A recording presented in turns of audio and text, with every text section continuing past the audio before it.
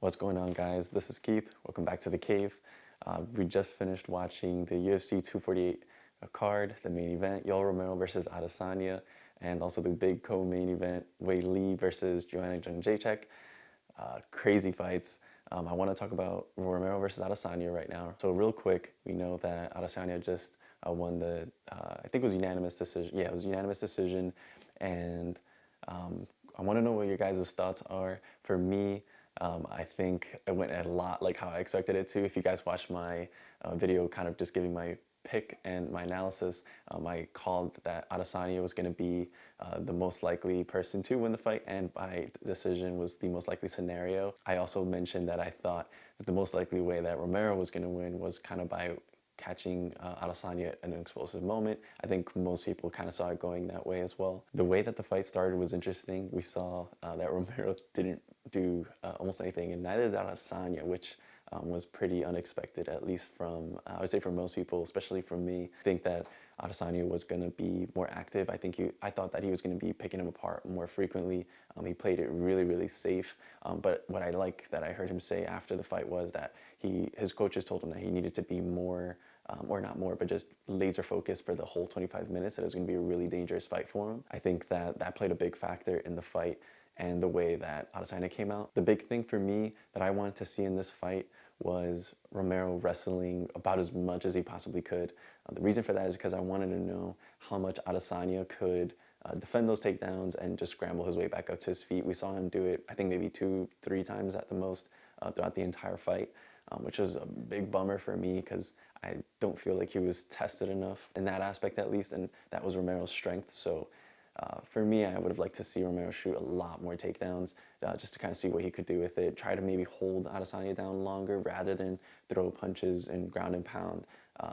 Attempt to ground and pound while, in the midst of the takedown in of itself. I think that he should have tried to control him on the ground a little bit longer, just to kind of see how it went at least. And I'm speaking a little bit biased here because I was kind of just curious myself how that would go if he was to try to keep him on the ground.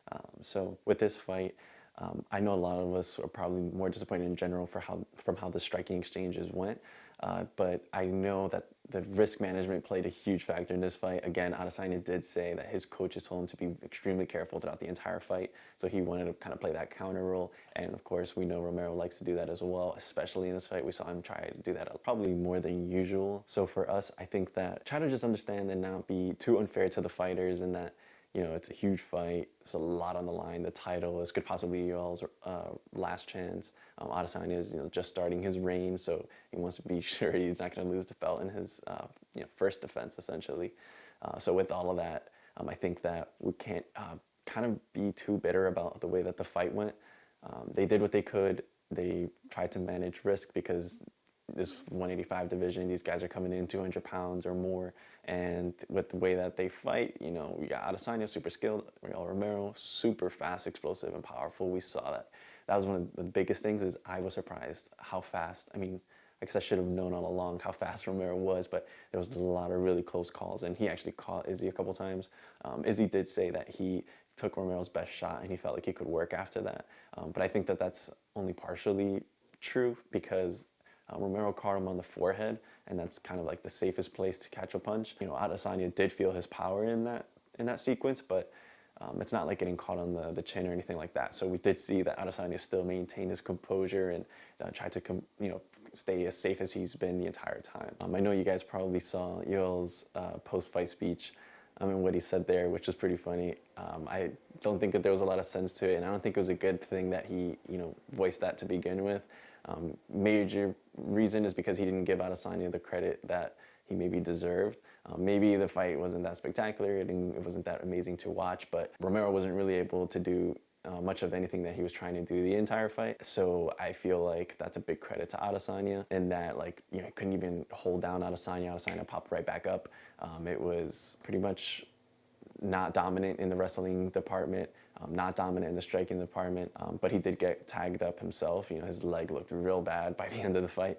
I was actually kind of cringing. I was like, oh my God, that looks super painful.